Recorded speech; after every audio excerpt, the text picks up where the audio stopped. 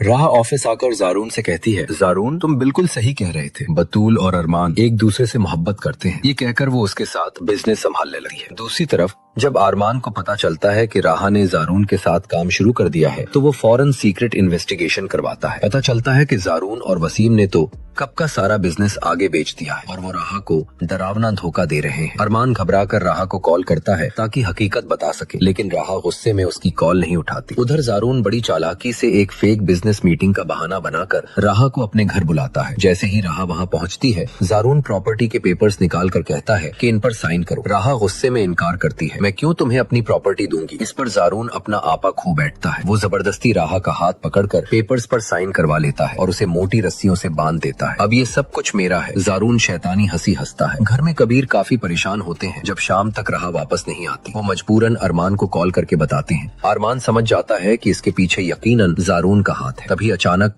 अरमान के फोन पर राह की कॉल आती है। अरमान मुझे बचा लो, जारून ने मुझे यहाँ घर में बांध कर रखा है। अरमान हवा की रफ्तार से गाड़ी भगाता हुआ जारून के घर पहुँचता है और राह को रस्सियों से खोलता है। राह रोते हुए बताती है कि जारून ने जबरदस्ती प्रॉपर्टी पर साइन करवा लिए हैं और वो फरार होने वाले हैं। अरमान फौरन अपने बंदे जुबैर को कॉल करता है। जुबैर, जारून किसी कीमत पर बचना नहीं चाहिए। दूसरी तरफ जारून और वसीम गाड़ी में बैठकर खुशी से भाग रहे होते हैं, लेकिन उन्हें नहीं पता था कि उन्होंने मलिक नाम के एक खतरनाक आदमी का पैसा भी मारा है। मलिक को जैसे ही इनके भागने की खबर मिलती है, वो अपने गुंडों को भेजकर इनकी गाड़ी का एक खौफनाक एक्सीडेंट करवा देता है। गाड़ी के परखच्चे उड़ जाते हैं और वसीम की ऑन द स्पॉट डरावनी मौत हो जाती है। अरमान और राह जब वहाँ पहुँचते हैं तो जारून की हालत बहुत खराब होती है। वो फौरन उसे हॉस्पिटल ले जाते हैं, जहाँ डॉक्टर बताता है कि एक्सीडेंट की वजह से जारून अब सारी जिंदगी न चल सकता है, न बोल सकता है। वो पूरी तरह पैरालाइज हो गया है। मरिया हॉस्पिटल आकर जारून की ये हालत देखकर कहती है, जारून यही मकाफत अमल है। तुमने जैसा दूसरी मासूम लड़कियों के साथ किया, आज तुम्हें उसकी सजा मिल गई। तभी कबीर की कॉल आती है तो राह अरमान से कहती है, अरमान मुझे घर छोड़ दोगे। घर दाखिल होते ही सामने शहजैन अपनी बहन के साथ राह का रिश्ता लेकर बैठा होता है। शहजैन राह का हाथ पकड़कर कहता है, राह मैं तुमसे बहुत मोहब्बत करता हूँ। लेकिन राह अरमान की तरफ देखकर कहती है, मैं सिर्फ अरमान से सच्ची मोहब्बत करती हूँ। ये सुनकर शहजैन मुस्कुराता है और कहता है, मोहब्बत में तो दूसरों की खुशी देखी जाती है। अगर तुम अरमान के साथ खुश हो तो मुझे कोई एतराज नहीं, तुम अरमान से शादी कर लो। जिसके बाद अरमान कानूनी तरीके से अदील अंकल का सारा बिजनेस